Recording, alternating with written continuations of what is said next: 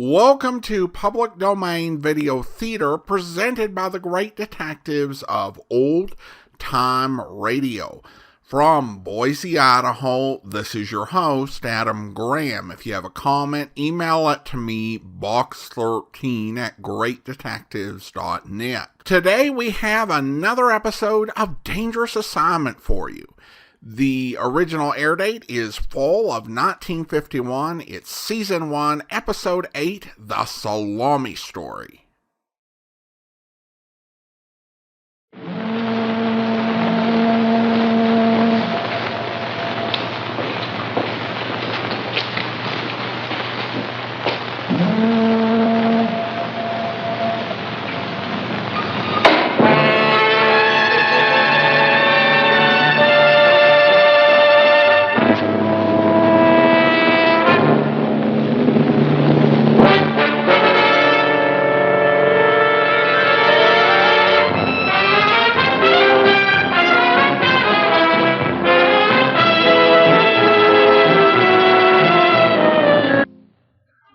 Yeah, danger is my assignment. I get sent to a lot of places I can't even pronounce. They all spell the same thing, though, trouble.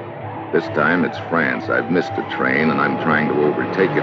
I was supposed to meet a man named Holcomb at the Paris depot and accompany him to a defense conference in Italy. Holcomb's head of an American plastic company, and he's carrying a secret report with him. Somehow I missed him in Paris, but I wasn't the only one. Duval, the European representative of the plastic company, was waiting at the depot, too. Well, if our luck holds good, we should overtake the train at Clisard, Mitchell. I hope so. This report that Holcomb is carrying, it's about some kind of a liquid, isn't it? Oh, yes, a new secret discovery.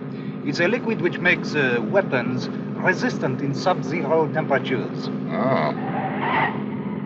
You know, Holcomb has conducted the field tests in Scandinavia recently himself. He's compiled a complete report about it.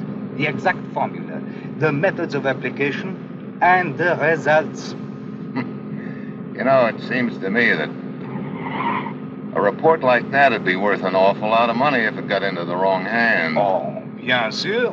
And someone is trying to get his hands on it, all right. Yeah, that's why I'm here. That attempt on Holcomb's life at the airport. But you know something? Not making these connections has got me worried. My message was that Holcomb was on the 8:30 train. As was mine. It's extremely fortunate that you managed to determine that he was on an earlier train.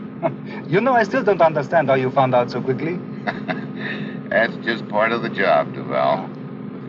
I sure hope missing those connections was an accident. So do I.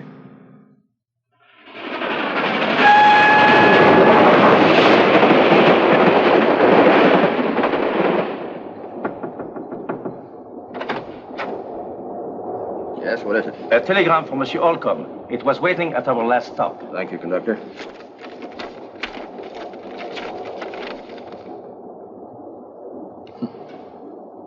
That's strange. Sir? Oh, nothing. What time we get in Quasari? At our next stop, 1 hour. Thank you, conductor. By the way, if you see my secretary, tell her I want to see her right away. Very well, sir.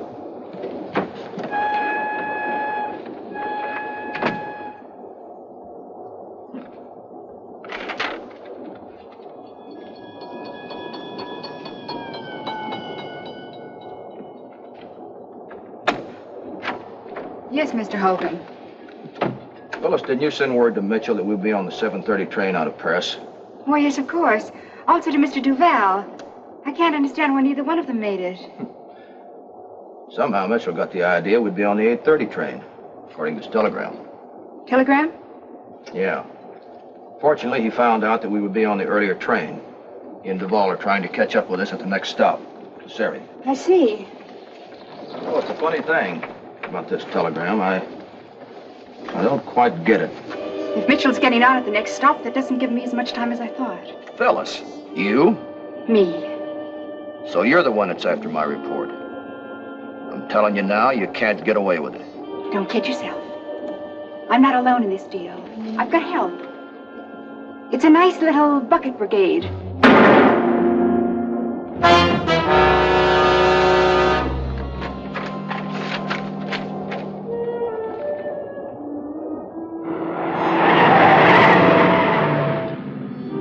5 minutes. Oui, Clisar is just ahead.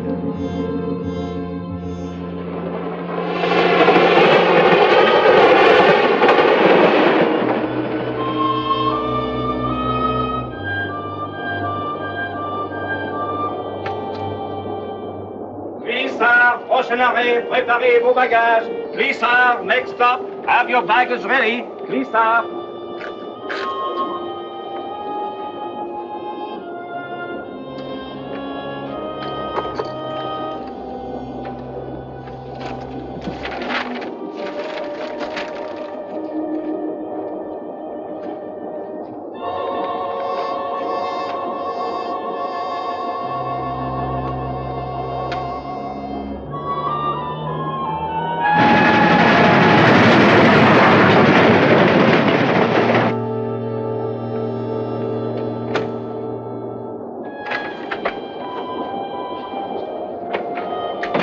Glissard, next stop.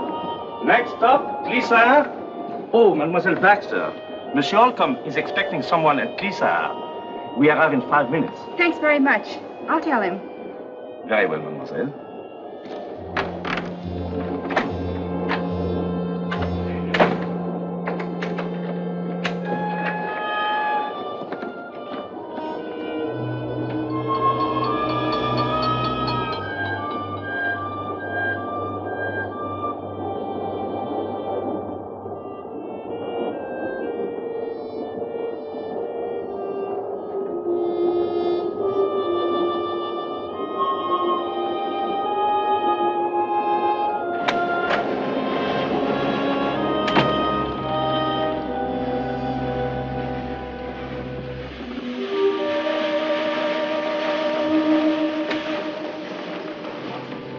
I had to do it sooner than we figured, but I've got it. Pay me now. I'm going to get off and get lost before.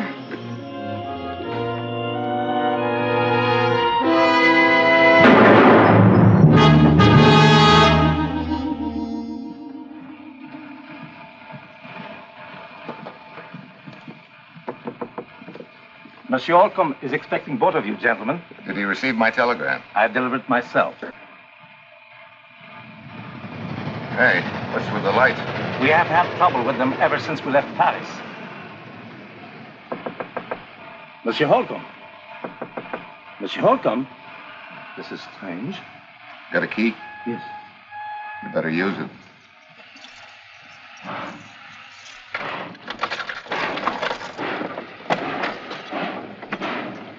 Monsieur Holcomb. Oh, that's horrible. Miss Baxter, where is she? The secretary? Oui. Wait a minute. She's the one that sent me that message with the wrong train time. Michel, you believe she killed Holcomb? Well, she'll do till a better suspect comes along. But she could have got off at Clisar. If so, we are too late. Perhaps not. We're just leaving the yards. Look, stop the train, conductor. Give her description to the local police. Have them surround the depot. Very Maybe well. somebody spotted her, huh? Yes, sir.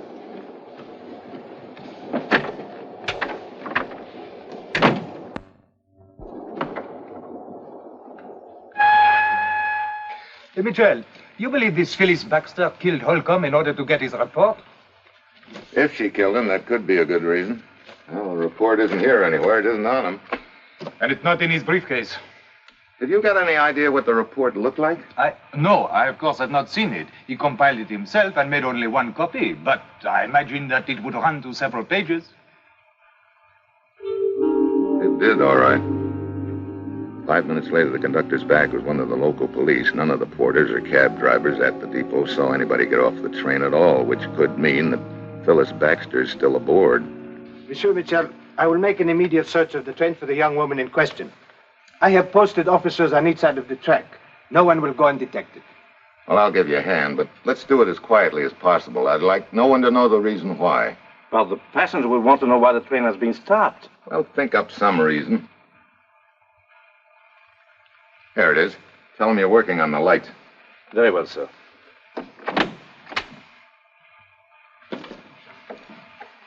Lock it.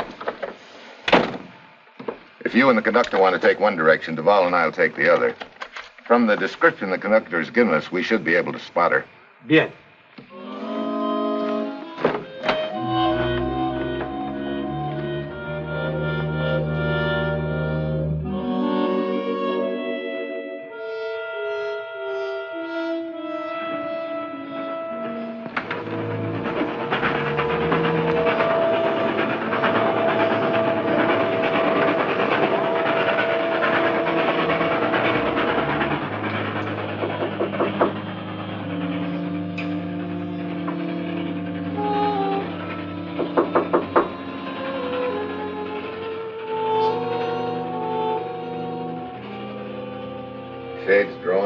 just like Holcomb's. You better go get the others. I've got an idea we've hit the jackpot again.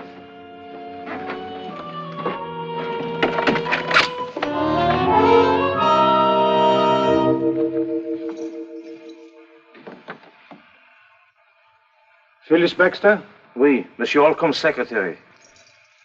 If you don't mind, I will wait outside. Looks like I've been running a poor second all the way. She seems to have been shot at close range with a large caliber revolver. Phyllis? Any sign of the report? It does not seem to be on her. No. Well, perhaps that's him. Yeah.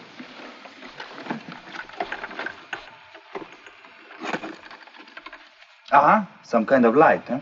Yeah. Hey. One of those gadgets that develops your picture in 1 minute. So that's why she burned the report. Yeah, she probably photographed it. No film? Perhaps it is in her purse. No. No, it is not in here. However, there is this. A somewhat smaller caliber than the one that killed her. Has it been fired? Oui. 5 will get you 10 that's the gun that killed Holcomb. Phyllis Baxter kills Holcomb and then photographs the report. Huh? But where is the film? Show me her killer and I'll show you the film. Oui, that seems to be a good reason for her murder. I have an idea she passed that film on to someone else and collected a payoff she wasn't expecting. How much longer will it be necessary to hold the train?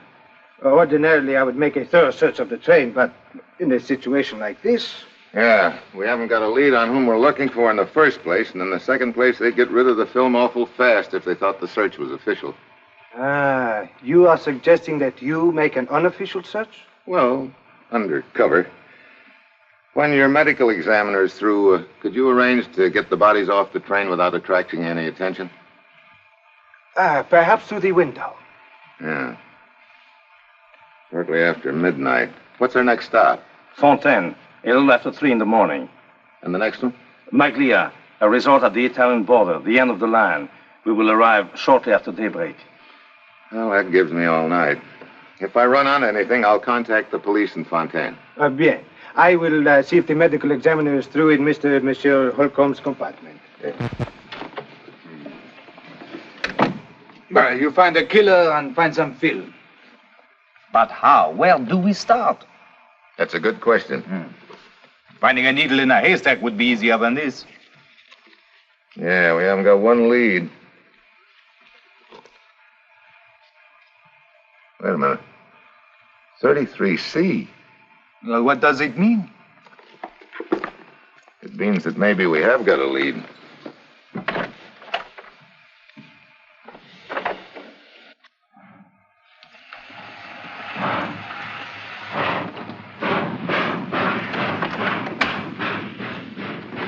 Thank you.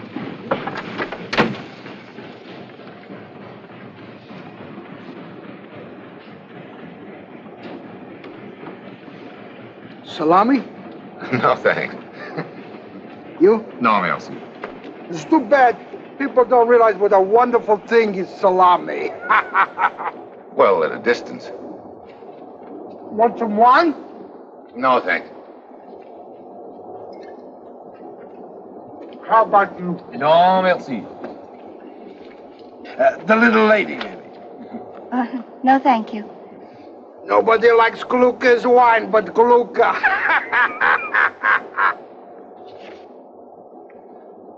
Quite a collection of travel folders. I didn't realize there were so many places to see. Not much of a traveler, huh? No, this is my first trip away from home. What part of Holland is home? What? Rotterdam. Now, how did you know I was a Dutch girl? That freshly scrubbed look is hard to mistake. Oh, yeah. Now that I'm traveling, I should use makeup like other women. But Mama always said... Mama was right. Nice cheese? No, thanks. Hey, you must have a hollow leg. Eating and drinking is wonderful when you're riding. What about when you're not riding? It's just as wonderful.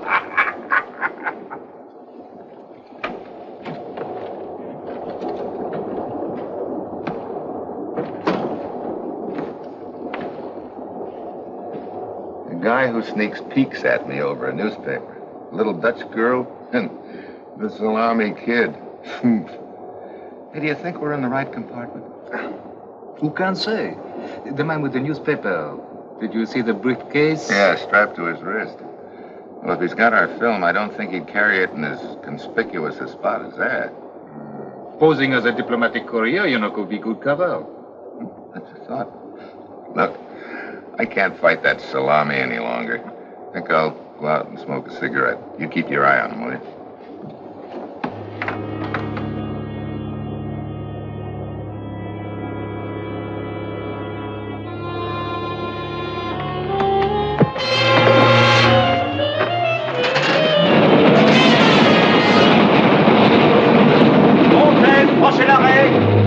Next stop. Monsieur Mitchell, what happened? Somebody just tried to invite me off the train. Who was it? I don't know. Must have heard you coming. It is fortunate I came along as I did. Yeah. What's the next stop? Fontaine, we arrive in a few minutes. Will you have anything to tell the police? No. Haven't found the killer yet, but it's a cinch he's found me.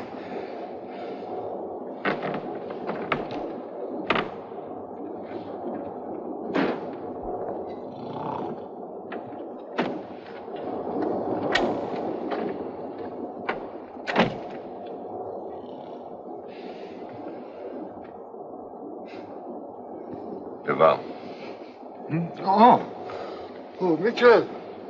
Fine watchdog you turned out to be. Why? What do you mean? Your hand is bleeding. Yeah, put some wine on it. It'll fix it right away. No, thanks. What happened? Somebody jumped me. Where's the guy with the briefcase? He left the compartment right after you did. Thanks a lot. I'm sorry, but the air in here made me so drowsy.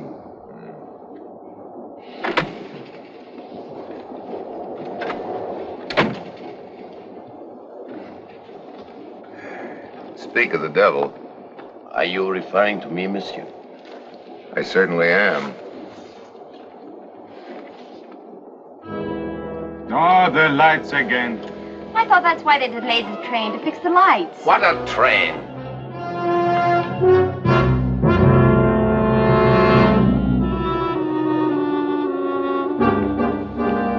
Mitchell. You know, I had a hunch this wasn't a good seat to be in the dark. Looks like I was right.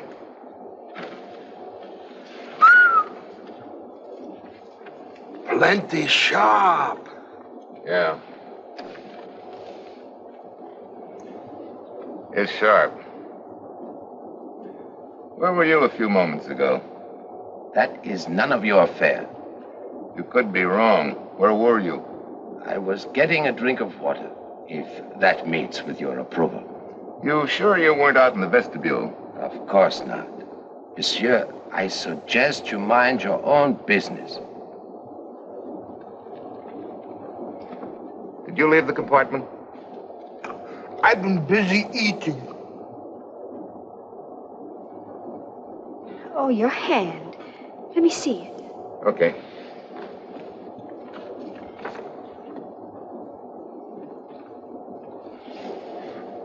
Oh, it should be washed. Oh, it's just a scrape. Please. Fontaine, next stop. Fontaine, next stop. Fontaine, prochain arrêt. Fontaine, prochain arrêt. Where is the drinking water? At the end of the car.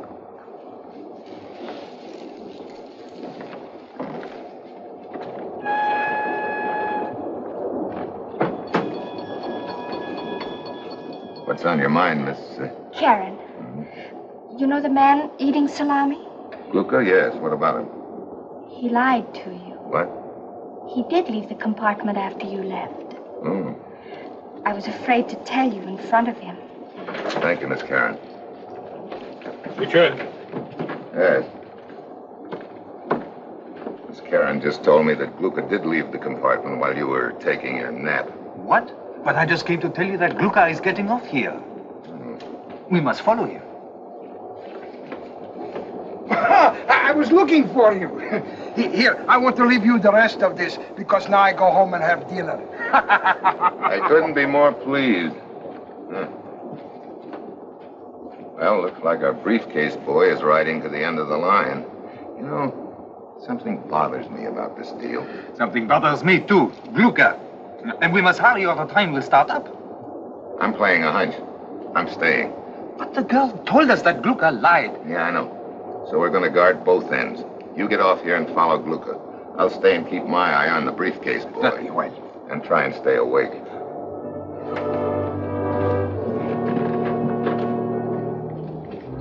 The rest of the way to Maglia, I keep my eye on Pierre, who divides his time between tossing me nasty glances and making an occasional pitch at Karen, who, in her wide-eyed way, seems flattered by the attention. But I've still got that feeling. Something pecking away at my brain that I can't peg. Something that doesn't quite add up. It's daylight when we arrive at Maglia. I overhear Pierre and Karen talking about an inn where they can get breakfast. I follow them.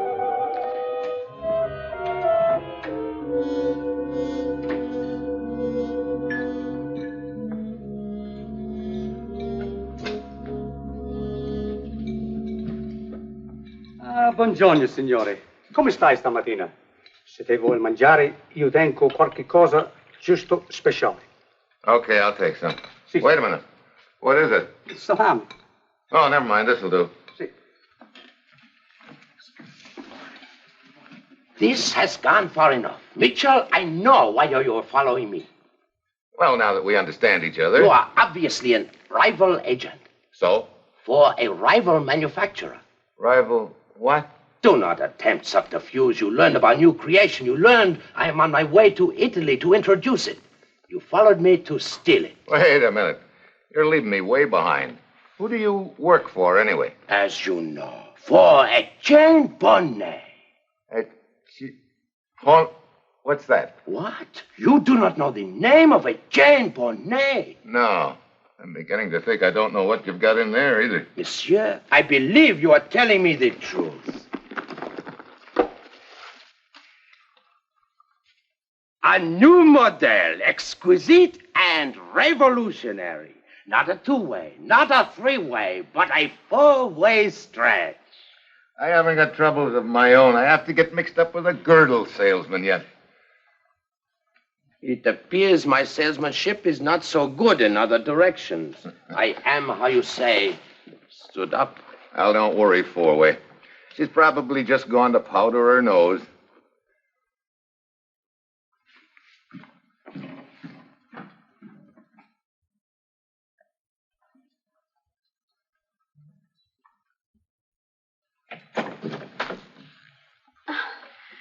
Mr. Mitchell. Yeah, Mr. Mitchell. What's the meaning of this? I think the meaning is right here. What's so strange about a woman's compact? Nothing, except when it's carried by someone who's pretending to be a freshly scrubbed little Dutch girl who doesn't wear makeup. You know, when you offered to help me with my hand on the train, I spotted this in your purse. And you took me out in the corridor and whispered sweet nothings about Gluka. But it didn't register until just a moment ago. You have no proof. I have the film. That's proof enough. You took this off Phyllis Baxter right after you killed her. That's not true. Save the pretense, my dear. Duval, how did you get here ahead of the train? The way that you taught me to once, in a fast car. So it's been you and Karen all along, huh? Exactly. Sure. You were the one that bopped me on the train and then pretended you were asleep. You tried for me with a knife, too. Kill him, Duval. In a moment, my dear. All right, Mitchell. The film. Okay.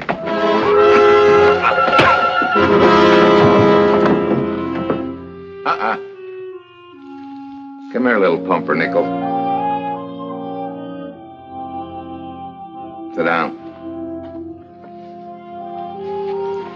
You got a date with the police. You know, that was a pretty good scheme you had rigged. Might have gone over, too, except that you overplayed your part a little. What do you mean? Well, if you'd really been wearing makeup, I would never have tumbled to the compact. Yeah. But then the whole matter might have taken on an entirely different complexion.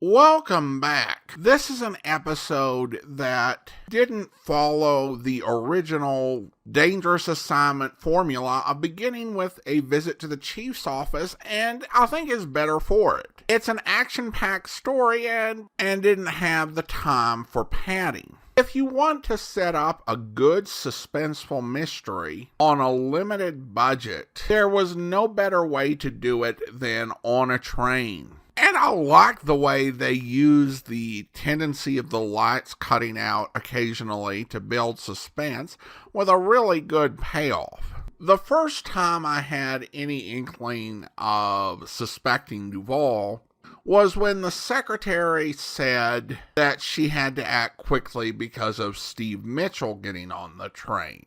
I found it curious that she specifically mentioned Mitchell but didn't mention Duvall, but that makes sense with the way things turned out.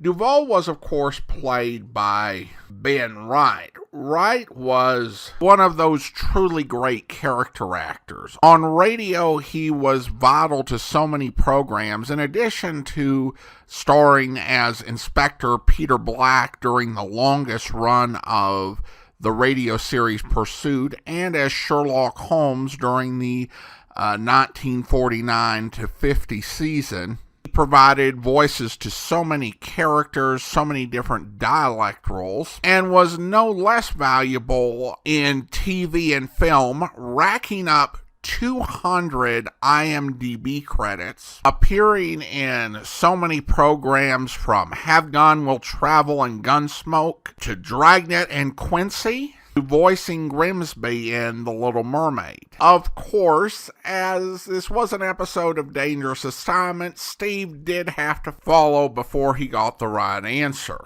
And the only thing I'll say on that one is there are some salesmen who it's perfectly reasonable for them to show off their wares in public. Such was not the case with the man Steve was following. But that will do it for today. Join us back here next time for another episode of Public Domain Video Theater. In the meantime, send your comments to box13 at greatdetectives.net. Follow us on Twitter at Radio Detectives and become one of our friends on Facebook, facebook.com/Radio Detectives. And if you like these videos, you can become one of our patrons at patreon.com/Radio Detectives. From Boise, Idaho, this is your host, Adam Graham, signing off.